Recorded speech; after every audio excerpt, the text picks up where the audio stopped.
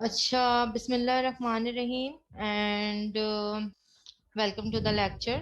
I hope you people are fine and good health with the blessing of God.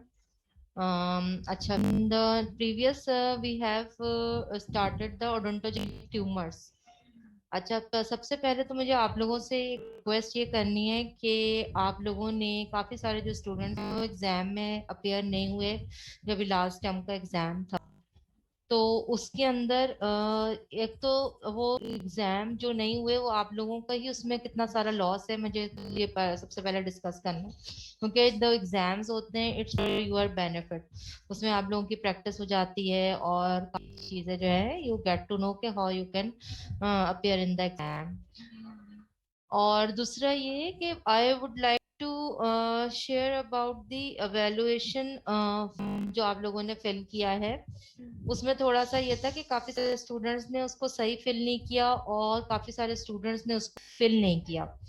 तो आप लोगों से request है कि जो नेक्स्ट टाइम जितने भी आप लोगों से डीएचपी डिपार्टमेंट क्लास में वैल्यूएशन फॉर्म फिल कराता है उसको काइंडली प्रॉपरली फिल किया करें और with the honesty and sincerity, क्योंकि वो बड़े मैटर करते हैं हमारे लिए भी और तुम आप लोगों के लिए भी, क्योंकि उसमें जो आप लोगों के सजेशंस होते हैं, ओपिनियंस होते हैं in order to improve the lecture, तो we can review that forms and उसमें से फिर हम जो भी आप लोगों के सजेशन होते हैं उसको कोशिश करते हैं कि उसी के हिसाब से फिर आगे आप लोगों के लेक्चर वगैरह कंडक्ट करें ताकि उसके अंदर बेहतरी लाई जा सके, राइट।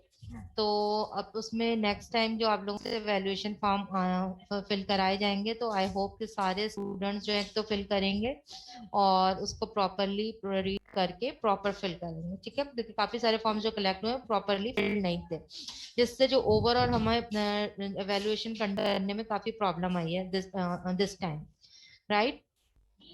अच्छा, इसके अलावा एक चीज मुझे और आप लोगों से डिस्कस करनी थी, लाइक के आप लोगों के क्या चीज जो है हम फर्दर इम्प्रूव कर सकते हैं जो कि आप लोगों के लिए ज्यादा अंडरस्टैंडेबल हो।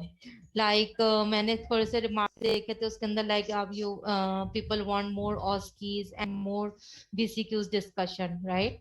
तो वो हम करेंगे, लेकिन सबसे पहले तो लेक्चर जो है वो इम्पोर्टेंट है। जब तक तुम लोगों को लेक्चर नहीं समझ आएगा तो उसके बगैर तो वो ऑस्पी और वो बीसीक्यूज भी जब भी सॉल्व हो सकते हैं जब you will able to read whole the chapter and you will take the lectures. उसके बगैर तो ना आप लोग ऑस्पी सॉल्व कर सकते हैं ना बीसीक्यू सॉल्व कर सकते हैं। हाँ, for your practice in the end of every, मैंने प्लान किया है कि in the end of every lecture और टॉपिक जब आप उसको खत्म करें तो उसके बाद हम आप लोगों से बीसीक्यूज या ऑस्पी डिस्कशन करें। लाइक अभी अमीलोब्लास्टोमा वाला चैप्टर है, इसके अंदर जो है ज्यादातर जो है हम चीजें डिस्कस कर चुके हैं। लास्ट टाइम मैंने तुम लोगों को एक फीडबैक जो है फॉर्म जो वो भी फिल करवाया था, इसके अलावा एक प्रैक्टिस फॉर्म भी परफॉर्मा हमने बनाया था वो भी तुम लोगों से फिल करवाया था। तो आई होप तुम लोगों की प्रैक्टिस के लिए अब आज जो हम इस चैप्टर को फिनिश कर लेंगे, नेक्स्ट हम स्टार्ट करेंगे। तो उससे पहले मैं एक जो है गूगल फॉर्म जो है वो गूगल फॉर्म पे आप लोगों से क्विज ले लेंगे with respect to this chapter, ताकि आप लोगों की इसमें प्रैक्टिस हो जाए। वो सॉर्ट बीसीक्यूज पे ही होगा, लाइक 5 बीसीक्यूज और 1 ऑस्पी, 2 ऑस्पीज, ठीक है। तो you people have to participate in it. और जो असाइनमेंट्स दिए जाते हैं, जो टेस्ट कंडक्ट किए कर जाते हैं, it's for your benefit. Lectures तो आप लोगों को फिर मुझे थोड़ा सा काफी सारे स्टूडेंट्स ने ये भी कहा था कि हमें लेक्चर्स चाहिए, राइट। तो लेक्चर्स भी आप लोगों को डिलीवर करे जाएंगे, लेकिन पहले you have to attend the lectures at least. अब कितने सारे स्टूडेंट्स हैं जो लेक्चर्स अटेंड नहीं करते हैं लेकिन दे वांट द लेक्चर्स। मसला ये है कि जब तक तुम लोग लेक्चर्स लोगे नहीं तुम लोग के कॉन्सेप्ट्स कैसे क्लियर होंगे, ठीक है। तो ये थोड़ी सी बात आप लोगों से कम्युनिकेट करनी थी। अच्छा, अब थोड़ा सा कॉल कर ले प्रीवियस लेक्चर कि हमने ओडोंटोजेनिक ट्यूमर स्टार्ट किया हुआ था टॉपिक में, और उसमें हाँ we have discuss the benign lesions and the malignant lesions, जो उसकी ब्रॉडर क्लासिफिकेशन थी, जिसके अंदर से हम बिनाइन लीजंस जो कि एपिथेलियल ओरिजिन थे, मिक्स थे एंड मेसेनकाइमल थे, एपिथेलियल डिस्कस कर चुके हैं, in which we have discussed the ameloblastoma and the lesions and the mesenchymal lesions, and then the malignant lesions in distinguish the carcinomas and the sarcomas. ठीक है, तो so far we have completed till the mixed lesions. अब जो लोगों के जो कि थोड़ा सा रिकॉल कर दूं कि एपिथेलियल के अंदर जो थे वो कौन सा था, अमीलोब्लास्टोमा था, स्क्वैमस ओडोंटोजेनिक ट्यूमर था, calcifying epithelial odontogenic and adenomatoid odontogenic tumour. And in the mixed lesions, we have the ameloblastec fibroma, calcifying odontogenesis, ghost cell tumor, and odontomes. We all have discussed this thing, right? Today we are discussing the lesions or odontogenic tumors which are mesenchymal in origin. जिसके अंदर we have left with the odontogenic fibroma, odontogenic myxoma and the cementoblastoma. तो ये जो है ये हम आज discuss करेंगे. एपिथेलियल से मैं लास्ट टाइम भी आप लोगों को बता चुकी हूँ, ameloblastoma is very very important, it always come in the exam and the OSPE, right. और मिक्स ट्यूमर्स के अंदर से कैल्सिफाइंग ओडोंटोजेनिक सिस्ट है, डेंटिनोजेनिक सेल ट्यूमर है, and odontomes. They are quite important and they always come in the exam. mesenchymal origin में today we are discussing the mesenchymal. इसके अंदर 3 हैं, like odontogenic fibroma है, odontogenic myxoma है, and cementoblastoma है. ठीक है,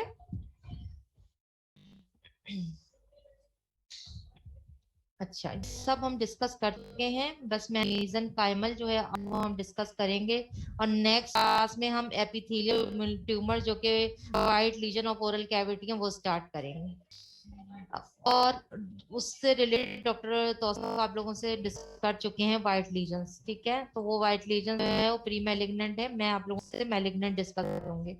तो ये जितने भी टॉपिक्स डिस्कस हो रहे हैं they are quite important, you all have to attend these lectures. क्योंकि अभी आप लोगों की फिजिकल क्लासेस नहीं हो रही हैं. अगर आप लोगों को जो भी हो रही है यू कैन ईमेल मी और we can discuss on the chat you people if have any problem और एनी क्वेरी. ठीक है, so today we are going to start the mesenchymal odontogenic tumours, जिसके अंदर जो है सबसे पहले ओडोंटोजेनिक फाइब्रोमा है, ओडोंटोजेनिक मिक्सोमा है, एंड cementoblastoma है.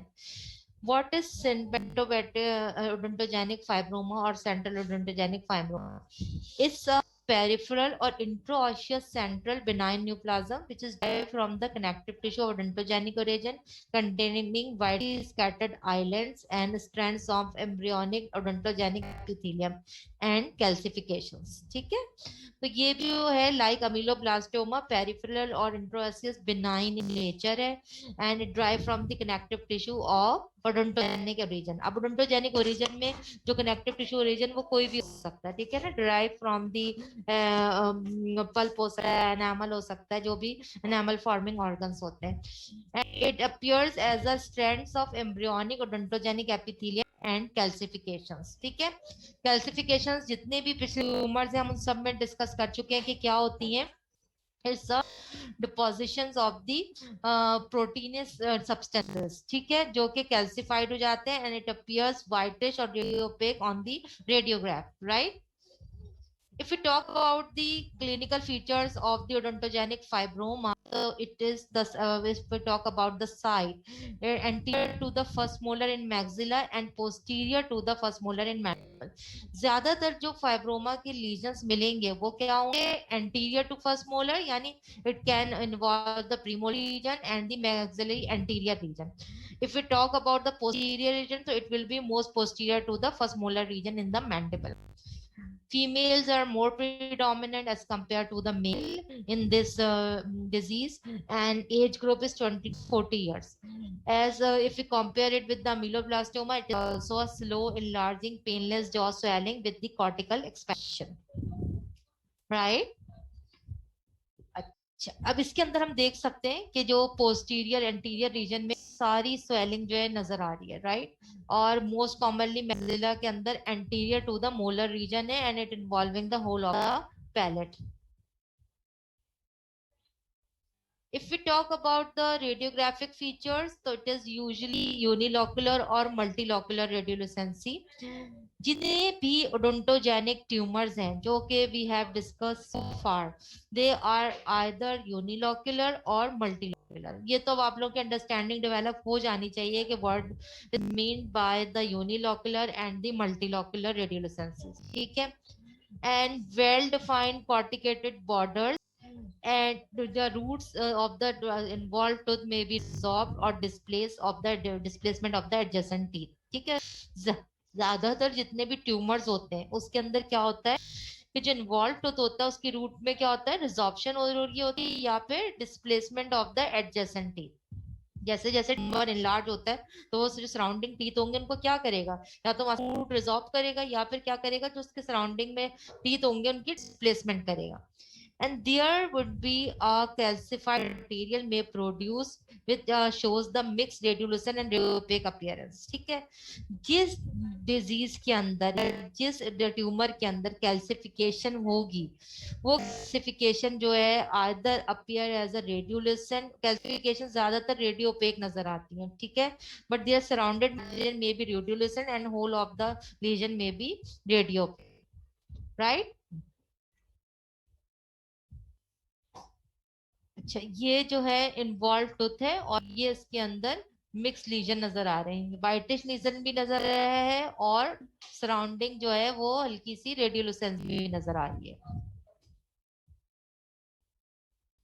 If you talk about histopathology, तो it is usually a cellular fibrocollagenous connective tissue and small islands or short strands of inactive appearing autogenic epithelium which is present in spurs or abundant amounts. Areas of dystrophic calcification may be seen close resemblance with the hyperplastic dental follicle। ठीक है, जितने भी dental follicle हैं वो ज्यादा hyper plastic होते हैं जो डिजीज प्रोसेस में होते हैं, तो ये इसकी जो फाइब्रोमा है इसकी भी जो क्लोज रिजेम्बलेंस है with plastic dental follicle like होगी और इसके अंदर ज्यादा आपको डिस्ट्रॉफिक कैल्सिफिकेशंस मिलेंगी। ठीक है, ये जितने भी लीजन में ज्यादातर डिस्ट्रॉफिक कैल्सिफिकेशन हो रही है और वही कैल्सिफिकेशन रेडियोग्राफ पे आपको व्हाइटिश और रेडियो ओपेक नजर आती है, राइट।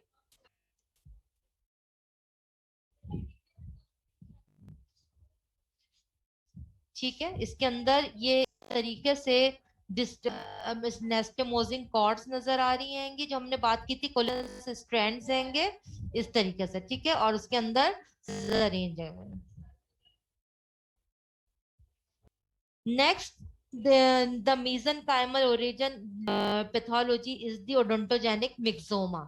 ठीक है, अभी आप लोग लॉस्ट ना हो जाओ, इसमें मैं दोबारा से आपको सब पीछे से बता रही हूँ कि we are discussing the which tumor, mesenchymal odontogenic origin tumor, right। mesenchymal odontogenic में we have discussed right now the odontogenic fibroma, now next the odontogenic myxoma, now I am discussing the odontogenic myxoma।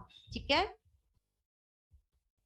अच्छा, odontogenic मिक्सोमा क्या होता है, it is also aggressive intraosseous lesions. अच्छा, मिक्सोमा जो examination point of view से important है, अक्सर ये भी एग्जाम में आता है, ये भी जो है like ameloblastoma is the aggressive intraosseous lesions and it drive from the embryonic connective tissue associated with odontogenesis and primarily consisting of a mucoid ground substance with widely scattered undifferentiated spindle shaped mesenchymal cell।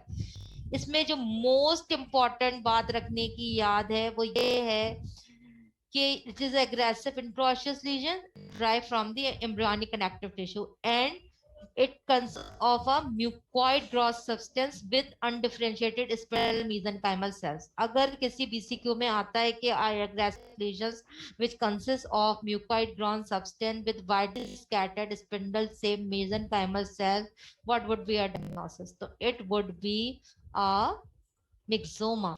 ठीक है, क्योंकि spindle shape जो sales होते हैं मीजेंकाइमल वो और किसी odontogenic tumour में नहीं मिलते जो कि ज्यादा हमें मैक्सोमा में मिलते हैं, राइट।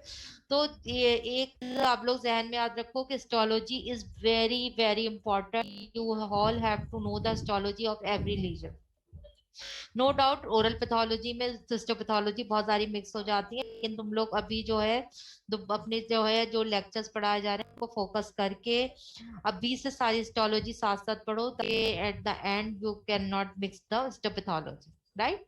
तो की फीचर्स जो होते हैं किसी भी लीजन के, वो आप लोगों को याद होना चाहिए। जैसे अमीलोब्लास्टोमा में हमने डिस्कस कर चुके हैं कि फॉलिकुलर पैटर्न होते हैं, उसमें फॉलिकल्स होते हैं, अमीलोब्लास्ट लाइक सेल्स होते हैं, और फ्लेक्सोम पैटर्न में strands of ameloblast like cells होते हैं। तो छोटी छोटी सी चीजें अगर आप लोग इतनी बेसिक चीजें याद रखोगे तो वही आप लोगों के लिए रिकॉल करने में आसानी होगी। ठीक है।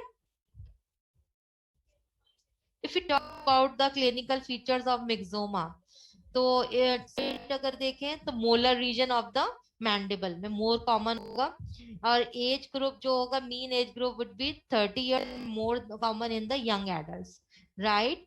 And it is usually a painless slowly enlarging swelling that expands the jaw। अच्छा, जितने ट्यूमर्स होते हैं वो हमें पता है कि वो साइलेंट होते हैं और यूजुअली पेनलेस होते हैं, but with time Aahista Aahista उसमें क्या होता है, स्लोली enlarging swelling डेवलप होती है which causes the expansion of the jaw, right? If we talk about the radiographic findings of myxoma, it is usually unilocular and multilocular and having a soap bubble appearance। ठीक है, जैसे soap bubble form होते हैं इस तरह की इसके अंदर रेडियोलुसेंसी जो है वो फॉर्म होती है, और it can be either unilocular और मल्टीलोकुलर। Borders are frequently well defined and corticated, ठीक है, and to displacement and bruise revision of involved। तो इसके अंदर भी जाहिर सी बात है जितने भी ट्यूमर्स की तरह इसमें रूट रिजॉर्प्शन होगी एंड टूथ डिस्प्लेसमेंट होगी। अच्छा, इसके अंदर एक चीज है, बोन के अंदर जो है फाइन ट्रेबिकुलेशंस जो है वो फॉर्म हो जाती हैं। ठीक है, बोनी ट्रेबिकुलेशंस जो होती हैं फाइनली वो डिफाइंड होती हैं इन द रेडियोग्राफिक फाइंडिंग्स।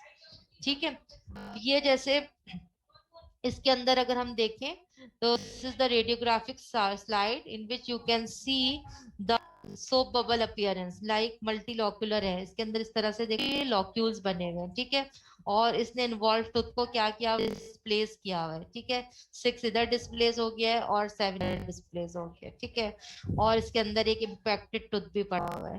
तो you can see and appreciate the this radiograph. ठीक है, इसी तरह इसके अंदर भी जो इन्वॉल्व होते हैं इसमें मल्टी इस तरह से लॉक्यूल्स बने हुए हैं। ठीक है, तो ये रेडियोग्राफ्स जो हैंगी इसके अंदर आप इंटरप्रेट कर सकते हो मल्टीपल मल्टीलॉक्यूलर रेडियोलुसेंसी को। If we talk about the histopathology of myxoma, the haphazardly arranged ciliate spindle shaped cells and round। अच्छा, इसके अंदर दोनों सेल्स होंगे, स्पिंडल शेप सेल्स होंगे एंड राउंड सेल्स होंगे, और which forming the anastomosing cords and cytoplasmic process which are arising from the centrally placed nucleus। और इसके अंदर मिक्सोइड स्ट्रोमा होगा विद वेरी फ्यू। मिक्सोइड में क्या होता है कि कोलेजनस फाइबर्स जो होते हैं वो फॉर्म हो रहे होते हैं।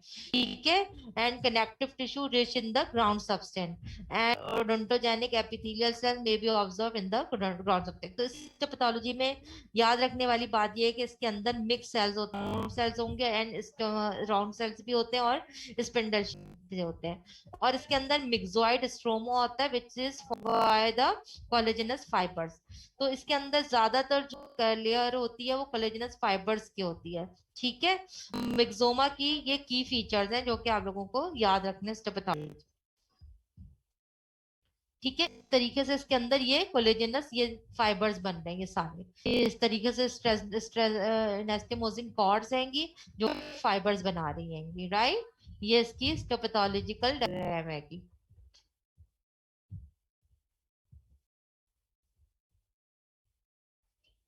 मिक्सोफाइब्रोमास और फाइब्रोमिक्सोमास, दे आर मिक्सोफाइब्रोमास और फाइब्रोमिक्सोमास के अंदर क्या होता है कि tumour with a greater amount of collagen fibres. In fibres के अंदर ज्यादातर जो है कोलेजनस फाइब्रस टिश्यू जो बहुत ज्यादा हो जाता है इसके मिक्सोइड स्ट्रोमा में, और sometimes it's called as the fibromyxomas and the myxofibromas. ठीक है, कुछ भी नहीं है इसके अंदर, सिंपल ये है कि मिक्सो जो होता है वो हमने पढ़ा था शुरू में क्या होता है, it is a aggressive benign tumor which consists of the more collagenous fiber and ground substance। ठीक है, मिक्सोमा की सिर्फ सिंपल है, उसी मिक्सोमा के अंदर फाइब्रस टिश्यू या कोलेजन फाइबर ज्यादा हो जाएंगे तो it is called as the myxofibromas और फाइब्रोमिक्सोमास। बस ये इतना इसको आप लोगों ने याद रखना है। ठीक है,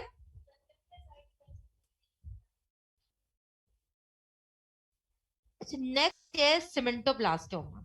ठीक है, ये हम अभी दोबारा से बता दूं, we are discussing the mesenchymal odontogenic tumours. ठीक है, मीजनकाइमल हमने शुरू में एपिथेलियल ट्यूमर्स डिस्कस कर चुके हैं, मिक्स ट्यूमर्स कर चुके हैं। This is the end topic we are discussing in odontogenic tumour. So far we have discussed the odontogenic fibroma and the myxoma. Now we are discussing the last topic of the mesenchymal origin, that is the cementoblastoma. अच्छा, सीमेंटोब्लास्टोमा भी जो है exam में बहुत आता है, and it is also called as the true cementoma, right?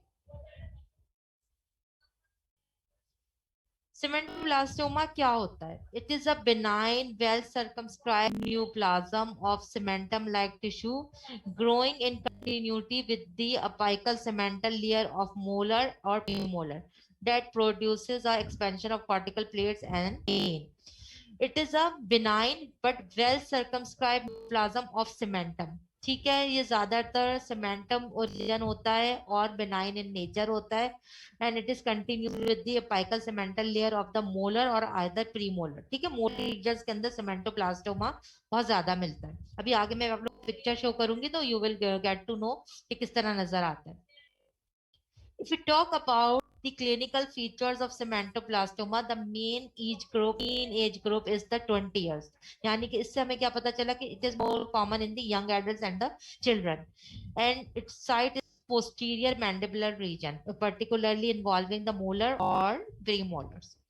Usually, a painful swelling of the buccal and lingual aspects of the alveolus and bony extension cortical origin may be observed. ठीक है, इसके अंदर भी painless swelling होगी, but it involves both the buccal और lingual SPAC of एल्वुलस, और बोनी expansion जो है वो कॉर्टिकल इरोजन इसमें नजर आती है। ठीक है, displacement of and possible infiltration into the pulp chambers. ठीक, इसके अंदर भी क्या होगा जब इन्वॉल्व करते हैं ये सीमेंटम एरिया को, तो उसमें जो एडजेसेंट टीथ है उनकी डिस्प्लेसमेंट हो जाती है। If we talk about the radiographical features of cementoblastoma, it is well-defined central radiopaque mass which is fused to the roots of the involved tooth and surrounded by a radiolucent limb. ठीक है, इसकी बहुत well defined central radiopaque इसमें मास होता है, and it is surrounded by the radiolucent limb, and it usually causes the root resorption, loss of the root outline and obliteration of the periodontal ligament space. ठीक है, इसके अंदर root resorption होगी, root loss of root outline होगी और obliteration हो जाएगी periodontal ligament space. अच्छा, अगर आप लोगों को डायग्राम नजर आ रही हो तो this is the molar tooth, you can see in the radiograph, and this is the white radiopaque mass. You can see this is very clear radiopaque mass surrounded by a radiolucent rim. This is the very clear picture of the cementoblastoma. ठीक है, इसमें बहुत अच्छी clear picture बताई गई सीमेंटोब्लास्टोमा की, क्या पूरा व्हाइट लीजन होता है इस तरह, रेडियोपेक पूरा मास है एक radiopaque, it is surrounded by a radiolucent rim. तो ये क्लियर पिक्चर है सीमेंटोब्लास्टोमा की associated with the affected apices of the affected tooth. ठीक है, and this is the clear picture of the cementoblastoma. ठीक है, तरह से अगर एग्जाम में कोई टूथ आता है और उस टूथ के अराउंड कोई वाइट रेडियोपेक मास है and it is surrounded by radiolucent rim, तो it would be the cementoblastoma in mind. ठीक है, ये आप लोगों को इस तरीके से एग्जाम में अक्सर पिक्चर्स रेडियोग्राफिक फाइंडिंग्स में आती हैं। If we talk about the histopathology of the cementoblastoma, so it is a fibrous connective tissue capsule and masses of acellular sheets of the cementum attached to the root. ठीक है, इसके अंदर basically होता यही है कि acellular sheets of cementum जो हैं वो अटैच होती हैं to the roots. Thick trabeculae of mineralized material with irregularly placed lacunae and prominent basophilic reversal lines due to the cementoblastic cementoclastic activity. Basically क्या होता है कि इसके अंदर फाइब्रस कनेक्टिव टिश्यू कैप्सूल होता है और सीमेंटम ए सेलुलर सीमेंटम। अब तुम लोगों अगर ओरल बायोलॉजी को रिकॉल करो तो उसमें तुम लोगों ने पढ़ा होगा सेलुलर एंड सेलुलर सीमेंटम। इसके अंदर क्या होता है कि सेलुलर सीमेंटम होती है वो अटैच हो जाती है टू द रूट से, और उसके जो ट्रेबिकुलेशंस होती हैं वो थिक हो जाती हैं due to the mineralisation and due to the mineralisation of the cementoplastic and cementoplastic activity. ठीक है। और पर्टिकुलरली इसके अंदर जो सीमेंटोब्लास्ट लाइक जो है वो सेल्स होते हैं जो कि कैल्सिफाइड कर देते हैं मैट्रिक्स को। उसकी वजह से आप लोगों को इतना बड़ा मास या रेडियोपेक मास जो है वो नजर आता है। And it is also associated with the multi nucleated giant cells as well. And peripheral lesions जो होते हैं उसके, जो मैंने भी डायग्राम आप लोगों को बताया, corresponding to the surrounding radiolucent area, and बीच में जो होता है उसका अनकैल्सिफाइड और कैल्सिफाइड मास जो है वो डिपॉजिट होते हैं because of the continuous activity of the cementoblast and cementoclastic and cementoblastic activity simultaneously. ठीक है। हिस्टोपैथोलॉजी सिर्फ यही बात याद रखने वाली है कि कनेक्टिव टिश्यू फाइब्रस कैप्सूल होते हैं, ए सेलुलर सीमेंटम की जो है वो अटैच हो जाती है रूट से, and there would be a mix activity of cementoblast and cementoclastic activity which results in the composition of the calcified and uncalcified matrix। ठीक है। ये इसका की फीचर है पैथोलॉजी ऑफ द सीमेंटोब्लास्टोमा, राइट। अच्छा, this is the histopathological diagram of cementoblastoma. In this you can see this the calcification of the mass around the apex of the molar। ये जो आप लोगों ने रेडियोग्राफ पे बड़ा सा कैल्सिफाइड मास देखा था ना, रेडियोपेक, ये वाला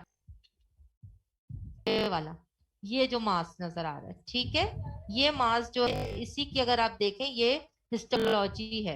हिस्टोलॉजी के अंदर हमने क्या अभी तक जो सो फार वी हैव डिस्कस कि इसमें जो है सीमेंटोब्लास्ट एक्टिविटी हो रही है और जो है कैल्सिफिकेशन द मास जो है फॉर्म हो रहा है। And this is the giant cells जो कि हमने डिस्कस किया था कि इसके अंदर जाइंट सेल्स भी जो होते हैं वो मौजूद होते हैं। तो these are the giant cells which you can see in the histopathological diagram। These all are the giant cell lesions। अब giant cell lesions जो होते हैं वो बहुत से हो सकते हैं, कौन कौन से हमने डिस्कस कर चुके हैं। एन्यूरिज्मल बोन सेल्स में हमें giant cell lesion नजर आते हैं और giant cells नजर मिलते हैं। इसके अलावा peripheral giant cell lesion, central giant cell lesion, ये सारे हमें नजर आते हैं। ठीक है। अच्छा, अब जो है हमने benign odontogenic tumours, we all have finished with the benign odontogenic tumours. ठीक है। अब ये लास्ट टॉपिक आप लोगों का मेलिग्नेंट ओडोंटोजेनिक ट्यूमर्स है। ठीक है। इसके अंदर जो है sometimes what happens, the benign lesions if not treated they can convert into a malignant lesions। ठीक है। लाइक अगर अमीलोब्लास्टोमा है, this is benign in origin, aggressive lesion है but benign in origin है, but if it is not treated it can convert into a malignancy or malignant odontogenic tumor। ठीक है। तो ये हर उसके अंदर है कि कोई भी अगर बेनाइन लीजन जैसे है, अगर उसका आप ट्रीट नहीं करें और वो लॉन्ग टर्म रन करे तो it can convert into malignancy. जैसे कैराटोसिस तुम लोगों ने स्टार्ट किया हुआ है, अंदर प्री मैलिग्नेंट लीजन्स अगर तुम लोगों ने डिस्कस कर लिए हैं तो उसके अंदर भी यही है कि अगर प्री मैलिग्नेंट लीजन्स को आपने ट्रीट नहीं किया लीजन्स को, तो they have a many chances to convert into carcinomas and the sarcomas. ठीक है। इसी तरह ओडोंटोजेनिक ट्यूमर्स के अंदर भी अमीलोब्लास्टोमा है, calcifying odontogenic cyst है, adenomatoid है, if it is not treated properly then they can have a more chances to convert into malignancy। अगर मेलिग्नेंसी हो गई है, ठीक है, तो उसके अंदर साइंस ऑफ मेलिग्नेंट ट्यूमर क्या क्या हो सकते हैं।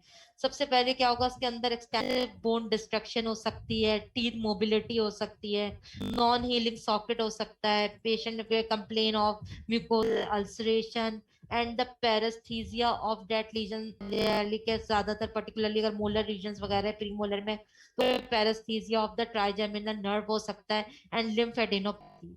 These are the basic signs of malignant tumors। कोई भी malignant tumors होते हैं तो उसके अंदर आपको इस तरह के signs जो है वो नजर आएंगे। ठीक है। अच्छा, अब मेलिग्नेंट ट्यूमर्स जो है वो कौन कौन से हो सकते हैं? It can be ameloblastic carcinoma. Ameloblastic carcinoma क्या हो सकता है? It is aggressive neoplasm of the mandible और maxilla in which the epithelial component exhibits feature of ameloblastoma but with notable cytologic malignancy. ठीक है, इसके अंदर क्या होगा कि उसके जो फीचर्स होंगे कार्सिनोमा में वो रिजेंबल कर रहे होंगे with the epithelial ameloblast like appearance, but अगर उसकी साइटोलॉजी देखें तो उसके अंदर आपको मेलेग्नेंसी नजर आ रही होगी, यानी साइटोलॉजी हिस्टोलॉजिकल बेस पे आपको सेलुलर लेवल पे उसमें चेंज नजर आ रही होंगी। या क्या चेंजेस क्या हो सकती हैं कि सेल्स जो हैं वो हाइपरप्लास्टिक नजर आ सकते हैं, सेल की शेप चेंज हो सकती है। तो ये सारी चीजें जो है going to be towards the dysplastic change नजर आएगा आपको उसके अंदर, जो भी उसकी हिस्टोलॉजी हो। ठीक है, अच्छा ये जो है this is the radiographic finding of the carcinoma. ठीक है, अमीलोब्लास्टिक कार्सिनोमा है, इसके अंदर you can see a massive involvement of the bone.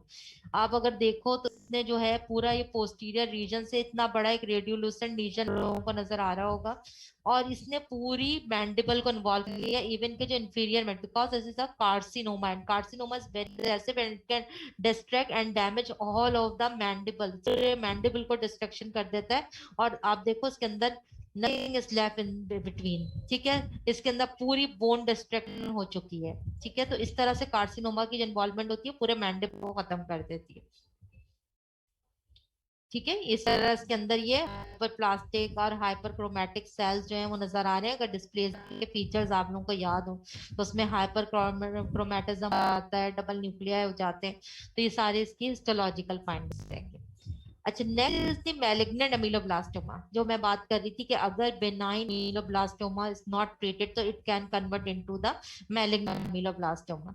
A lesion with histopathological features of common ameloblastoma in which the documented metastasis has occurred। ठीक है, features इसमें histopathology वाले अमीलोब्लास्टोमा का ही मिलेंगे, लाइक कोई फेलिकुलर पैटर्न होगा, या कैंथोमेटस हो सकता है पैटर्न, या फ्लेक्सिफॉर्म हो सकता है, लेकिन उसके अंदर है मेटास्टेसिस के जो सेल्स की पिक्चर है वो डॉक्यूमेंटेड हो रही है। राइट,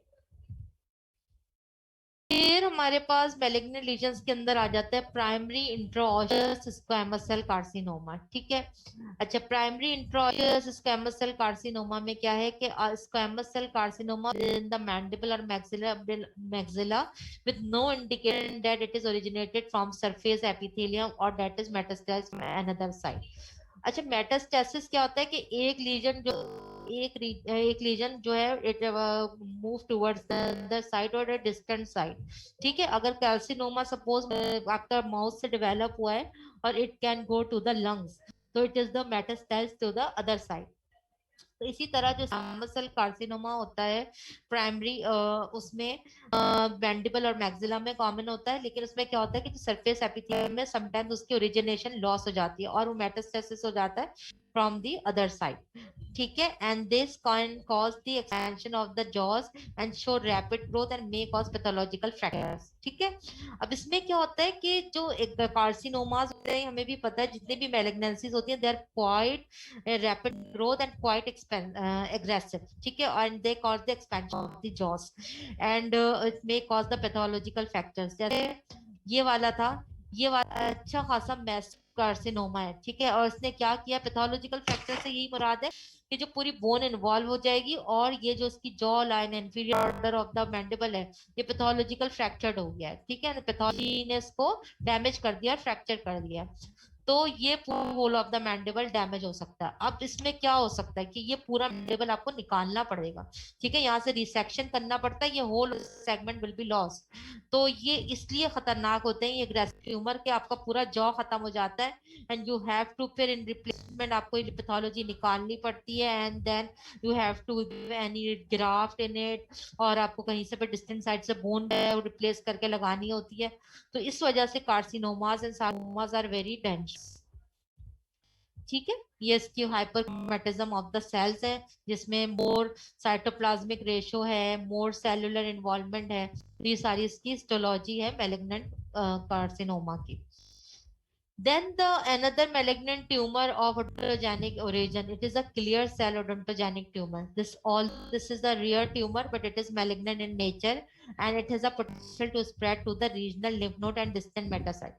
एक बात में आप लोग याद रखिएगा, जितने भी मैलिग्नेंट ट्यूमर्स हैं उन सब में पोटेंशियल होता है to spread to the regional lymph nodes. ठीक है, तो रीजनल लिम्फ नोड्स होती हैं, रीजनल लिम्फ नोड से मुराद है कि जितनी भी मैलिग्नेंसी की साइट है उससे क्लोज जो लिम्फ नोड, अगर मैंडिबुलर मैलिग्नेंसी है तो उससे क्लोज लिम्फ नोड्स कौन सी होंगी, वो सब मेंटल लिम्फ नोड्स होंगी, सब मैंडिबुलर लिम्फ नोड होंगी, और फिर आपके नेक के अंदर वो लिम्फ नोड जो है वो ये रीजनल लिम्फ नोड होती है। तो जो कैंसर है उसमें has a very much potential to spread to the closest lymph nodes and to the distant site. मैं बता रही थी कि अगर मुंह का कैंसर है तो it can lead to the lungs, it can lead to the brain, तो ये सारी चीजें। Islands of epithelial cell possessing clear to faintly eosinophilic cytoplasm along with the cords of dark staining basaloid cells। ठीक है, जितने भी carcinogenic Orient tumours होते हैं उन सब में अगर आप लोगों को डिस्प्लेजिया के फीचर ज्यादा हो तो मोर इजिनोफिलिक होते हैं, they stain more as compare to the normal cells. ठीक है, तो उनमें इजिनोफिलिक साइटोप्लाज्म कंटेंट जो मोर, इजिनोफिलिक का क्या मतलब है, दे appear more pinkish and they are appear in a form of the cords of dark staining basaloid type cells होंगे। ठीक है, उनकी appearance basaloid cells की and the cytoplasm जो होगा मोर पिंकिश स्टेन्ड होंगे। ठीक है, इस तरीके से। ठीक है, इसके अंदर जो है मोर पिंकिश जो है वो ये बेसलोइड सेल्स हैं सारे, और जो साइटोप्लाज्म है पूरा इसके अंदर जो है मोर पिंकिश अपीयरेंस जो है आपको नजर आ रही है। And they are like arrange in anastomosing cords, ये कॉर्ड्स की फॉर्म में जो है सेल्स जो है सारे अरेंज होते हैं। ठीक है, next is ghost cell odontogenic carcinoma, although it is a malignant counterpart of the, ठीक है, जो सेल सिस्ट होती है उससे ये ट्रांसफॉर्म हो सकता है। It is also a rare tumour but cases have been reported too, ये सारे जितने भी ट्यूमर हैं सारे ये आर मैलिग्नेंट एंड कार्सिनोमास हैं, they have a tendency to metastasise, तो ये सारे जो है मेटास्टेसाइज होने के चांसेस हैं। ठीक है, ये इस तरीके से आपको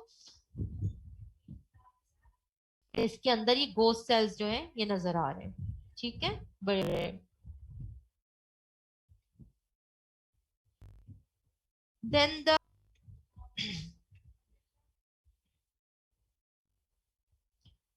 ओडोंटोजेनिक कार्सिनोमा जो है ये भी क्या है, aggressive and destructive industrial region of the mandible and maxilla and it consist of poorly differentiated epithelial cells and clear cells in a pattern that is reminiscent of the early odontogenesis.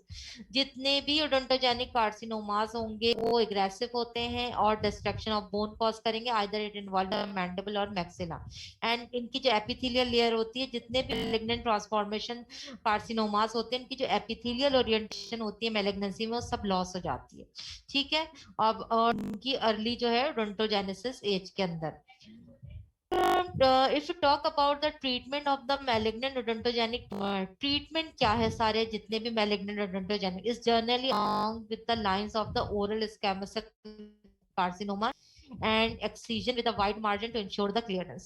जितने भी wider lesions होंगे, tumours होंगे या carcinoma होंगे, उन सब की treatment क्या होगी, excision of the wide margin. क्यों एक्सरसाइज करेंगे उसको और with a wide margin, wide margin के साथ क्यों करेंगे, क्योंकि आपको पता है कि जितना लीजन मौजूद है, जितना कैंसर मौजूद है, उससे 2 mm बियॉन्ड तक सेल्स की एक्सटेंशन होती है। ठीक है, तो हम फॉर सेफर साइज उसके 2 mm बियॉन्ड तक पूरी क्लोज मार्जिन जो मूव करते हैं ताकि जो लीजन है वो प्रॉपरली क्लियर हो जाए और उसके अंदर दोबारा से रिकरेंस के चांसेस जो है वो कम से कम हो। इस वजह से हम कहते हैं कि इसको एक्सरसाइज करेंगे। ठीक है, जितने ब्लाइंड हम so far we have discussed the benign and malignant tumours both. ठीक है, तो उसके अंदर क्या है कि जितने भी बेनाइन लीजन्स होंगे उनको हम रिसेक्ट करते हैं, लाइक अमीलोब्लास्टोमा है तो उसको हम रिसेक्ट करेंगे। रिसेक्ट से क्या मुराद है, जितना पोर्शन इन्वॉल्व हुआ है ट्यूमर का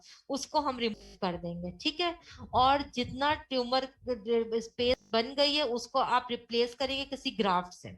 यानी कि कोई भी जैसे मैंडिबल है उसमें फिबुला ग्राफ लगा सकते हैं, बॉडी का कोई भी पार्ट से लेके उस ग्राफ से रिपेयर करेंगे, ताकि पेशेंट की ज़ाहिर है जो स्पेस खत्म हो गई है उसको आपने एस्थेटिक भी तो देना है, फंक्शनल भी तो देना है, तो इस वजह से। लेकिन मैलिग्नेंट ट्यूमर इतने अग्रेसिव होते हैं कि वो बहुत सारा डैमेज कर चुके होते हैं आपकी बोन को और मैंडिबल को। तो स्क्वैमस सेल कार्सिनोमा आगे मैं तुम लोग को वाइट लीजन में डिस्कस करूंगी, तो उसके अंदर भी यही होता है कि इसी तरह squamous cell carcinoma of bone भी होता है, जैसे ओडोंटोडेंड्रिक ट्यूमर है।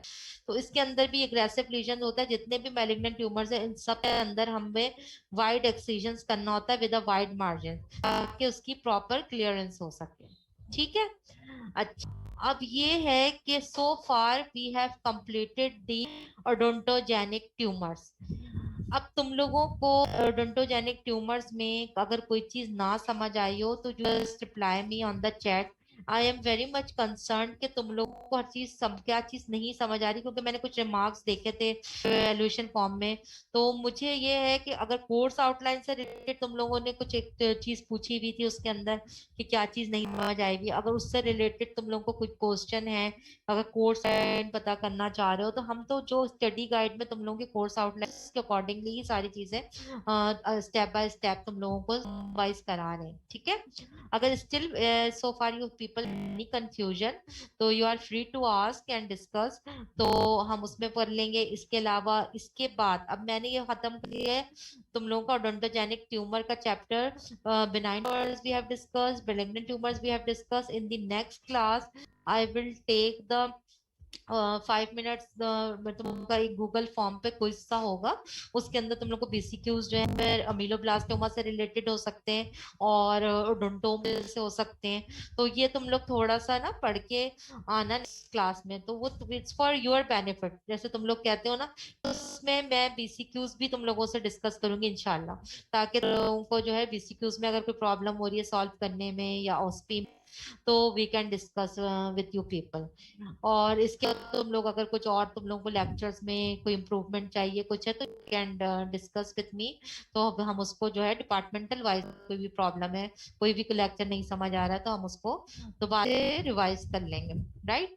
अच्छा, और इसके अलावा next we are going to start the new topic, that is the malignant tumors of the oral कैप वाइट वाइट लीजन्स, जो मेलिग्नेंसी ट्रांसफॉर्मेशन हो जाती है।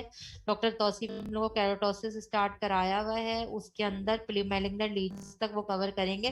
बाकी जितने भी malignant tumours of oral cavity है वो मैं तुम लोगों से लाइक उसमें स्क्वैमस सेल कार्सिनोमा है और मेलेनोमा है, we will discuss in the next class इंशाल्लाह। ठीक है। तो be prepared with the this ameloblastoma chapter, and we will take a short quiz. Next lecture will be of the malignant tumors. ठीक है। अच्छा, बाबी आज का लेक्चर सब समझ आया? Any problem in the lecture? Please reply on the chat. Anyone?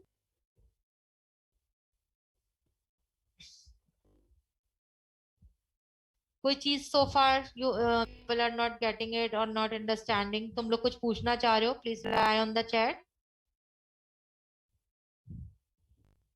अच्छा, मुझे वैल्यूएशन फॉर्म से रिलेटेड जो है आप लोग सारे हो प्रेजेंट, तो उससे जरा सा डिस्कस करना है कि लोगों में से काफी सारों ने नहीं फिल किए थे और कुछ ने फिल नहीं किए। तो आप लोगों से रिक्वेस्ट है कि make sure in the next evaluation जो भी आप लोगों के पास फॉर्म्स आते हैं, काइंडली उसमें थोड़ा टाइम दे के उसको प्रॉपरली आप लोग फिल करें, जल्दी जल्दी फिल करें, क्योंकि वो रिमार्क्स और वो जो valuation is very valuable for us. ठीक है, ताकि उसमें हमारे पास मार्जिन होता है, how we can improve our lectures, how we can improve further. ठीक है। और तुम लोगों को एग्जाम के हवाले से क्या चीज अगर कुछ और डिस्कस करना है, want to discuss the paper और कोई topic you want the revision of that topic, तो you can reply me on the email और इन द चैट, जो भी है पर्सनल तुम लोग बता सकते हो सारी चीजें। For anything you are not getting it और कोई चीज तुम लोग को ना समझ आई हो वो भी बताओ। Everything is okay? Everything is clear? तुम लोग का थोड़ा सा इंटरेक्टिव होना चाहिए। You people do not reply on the chat कि क्या चीज नहीं समझ आई। कुछ एक दो है, लाइक दुआ ने मुझे मैसेज किया हुआ है और चैट पे रिप्लाई किया हुआ है और कलसूम किया हुआ है। अदरवाइज बाकी क्लास का कोई रिप्लाई नहीं है।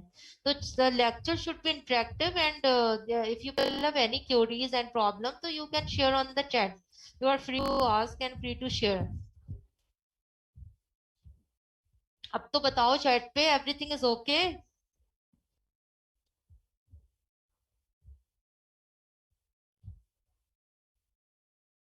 अभी भी किसी का रिप्लाई? Yes, anyone else? और ओके, कोई चीज नहीं समझ आ रही हो तुम लोगों को?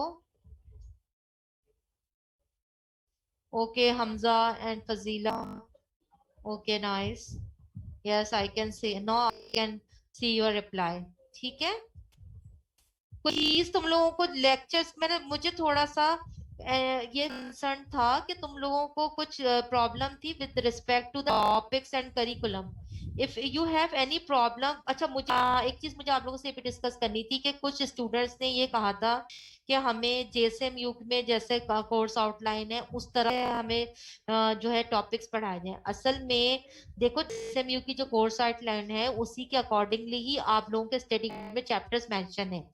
ये जरूर है कि तुम लोग की जो पुरानी सोम्स है उसमें एक देखो चीजें सारी वही हैं। लाइक अगर व्हाइट लीजन्स की हम बात करें तो व्हाइट लीजन्स के अंदर तुम लोग के सारे प्री मेलिग्नेंट लीजन्स हैं, मेलिग्नेंट व्हाइट लीजन्स है, all are included in that. Sometimes वो उसी उसके अंदर डिफरेंट टॉपिक के साथ जो है नाम के साथ डिफाइन किए हुए हैं। व्हाइट लीजन्स नहीं है तो उसके अंदर ओरल मैलिग्नेंसीज के नाम से हैं।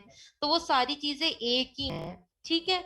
अभी जितने भी टॉपिक्स आप लोग डिस्कस कर रहे हो, इन द एंड हम उसको रिवाइज कर लेंगे कि फर्स्ट टर्म के अंदर तुम लोग के कौन कौन टॉपिक थे।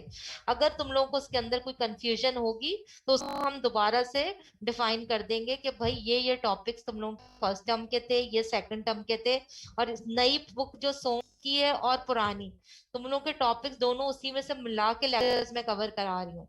ठीक है, ताकि अगर एग्जाम में नई बुक से आए तो you people will able to do it, और अगर पुरानी से आए तो दोनों दोनों में थोड़ा सा डिफरेंस है टॉपिक वाइज और हेडिंग वाइज। तो no need to confuse about it. अगर तुम लोग को कोई भी कंफ्यूजन कोई प्रॉब्लम है तो यार free to ask and you can come to the department. और अभी तो उस पर जैसे ऑनलाइन हो रहा है तो you can ask on the online, you people have email address और चैट बॉक्सेस के अंदर तुम लोग सब कुछ पूछ सकते हो। ठीक है। So in the hopefully we will meet in the next class inshallah, and be prepared with the next topic, that is the oral malignancy जिसके अंदर squamous cell carcinoma discuss करेंगे और बाकी topics, and it's quite important you people all have to attend these classes because these topics are very important, they always come in the exam। and एक छोटा फिर हम उसमें क्विज भी रख लेंगे, और क्विज से आप लोगों को करने की जरूरत नहीं है, this is all for your practice purpose. मुझे चाहिए कि तुम लोगों की जो है प्रैक्टिस होनी चाहिए। ठीक है। एंड ठीक है फिर, and thank you so much for listening, and we will